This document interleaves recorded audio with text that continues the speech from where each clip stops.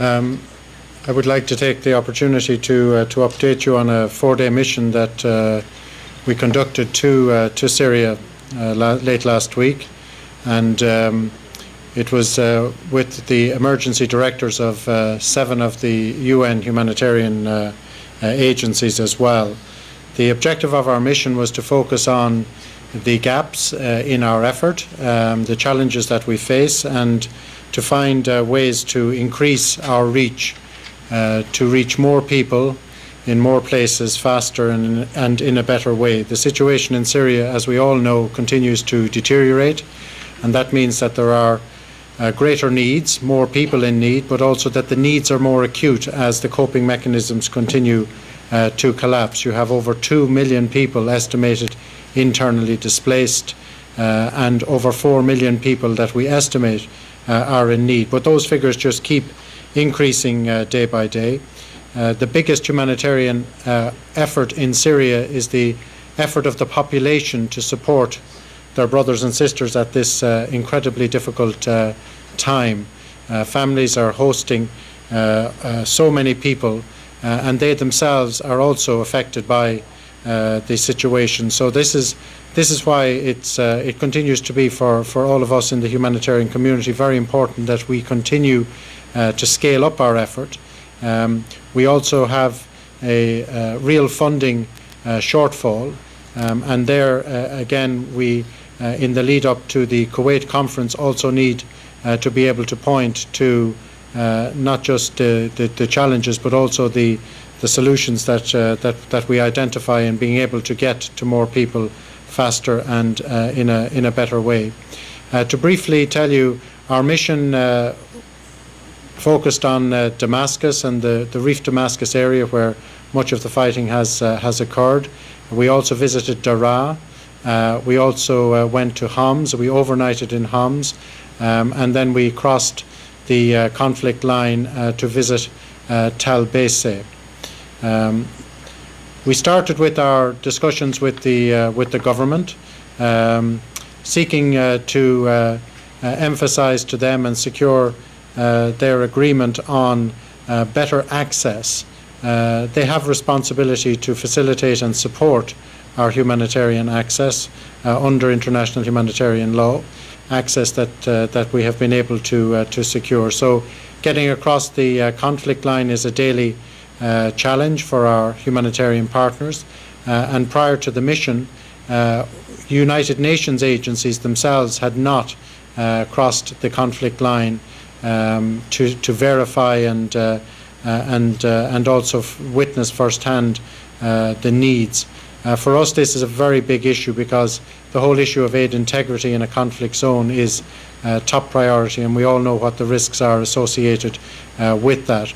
So this was one of our key demands of the government, and they, after a considerable discussion, they agreed that we would have, from their perspective, all of the support that we needed to cross the conflict lines. We tested that then immediately with our mission when we went to Homs and successfully crossed into Tel Beise.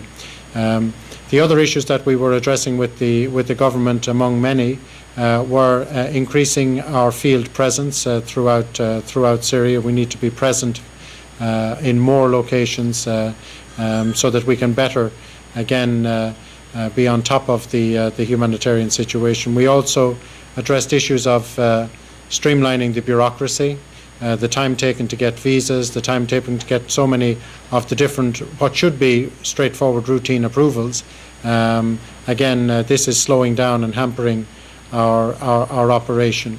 Of course, at the top of my list for issues to address with the government were the 18 United Nations staff that have been detained by the Syrian authorities. This for us in the United Nations is, of course, a number one priority. Our staff must know that we are there to support them, are with them during such difficult periods when they have been arrested, and in the case of our colleagues in Syria, they have not had the due process that they are entitled to, and we have not had access to them. So this again was a very big issue that was addressed to the authorities. What did we witness and see when we visited the various locations? Well, we saw what you would expect.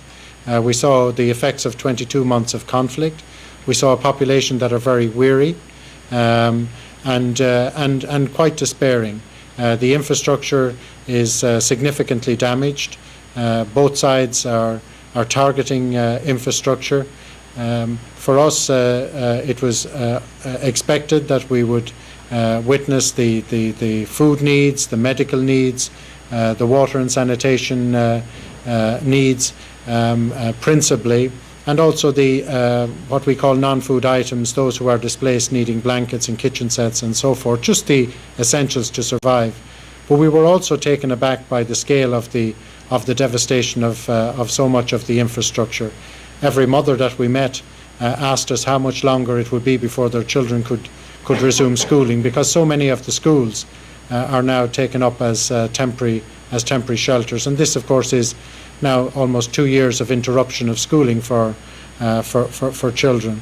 But more than that, you can really see the electrical network being dismantled. You can see the telecommunications system, the irrigation, attacks on irrigation, watering systems in agriculture. It's really shocking, the scale of the devastation, and again the cost and the amount of time that it will take to recover already, not to speak about of course the fact that this is going on in an unrelenting way. When we visited hospitals, we met the overworked staff there who are coping in the most basic of circumstances, shortages of medicines in every respect. Many of the medical staff, qualified medical staff, have left. So in the hospitals that we visited, they were operating at less than 50% of the medical staff, which of course then also meant that those medical staff were seriously and significantly overworked, in so many cases quite exhausted. In Homs, again, all of this that I have reported from Daraa and Reef Damascus, similarly so. There, though, we focused on crossing the conflict line. What we were particularly interested to understand was the integrity of the aid delivery across the conflict line. We went with the Syrian Arab Red Crescent volunteers. I must say that they were very impressive, courageous young people who have been working so hard throughout this conflict. And what was reassuring for us to see was how they were greeted and regarded in the opposition-controlled areas. This, of course, is evidence for us that they are doing a job and doing it with integrity. And again, the needs in the opposition-controlled areas very same as you see in the disputed and the conflict areas. The effect of a lot of devastation from airstrikes and heavy weapons on infrastructure.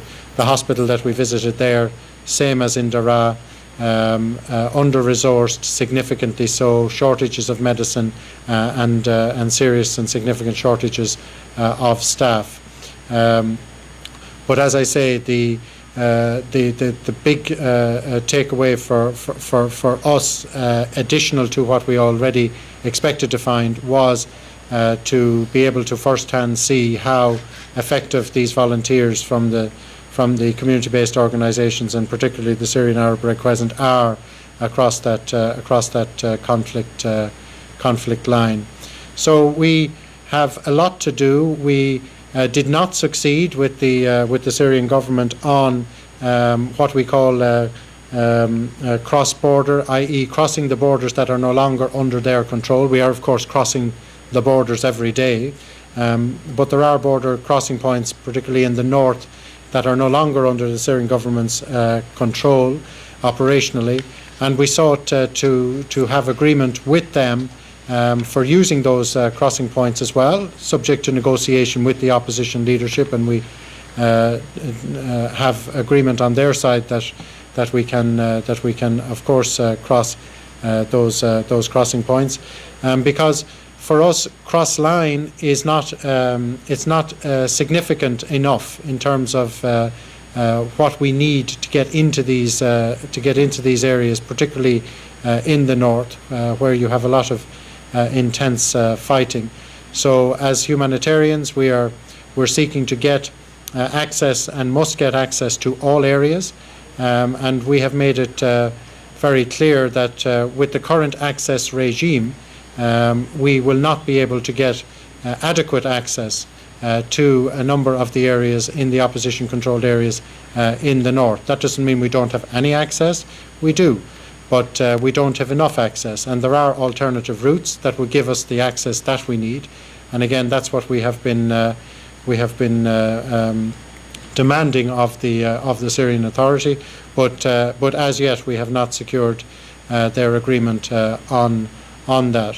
I also met with opposition leadership in Turkey of the Assistance Coordination Unit that they have established. Very productive meetings with the leadership there. They're very committed to working with us. Very committed to humanitarian principles. They understand the requirements for neutrality and so forth. We had a very good discussion, a long discussion, addressing many of their frustrations. I'm sure you've seen a lot of this in the social media.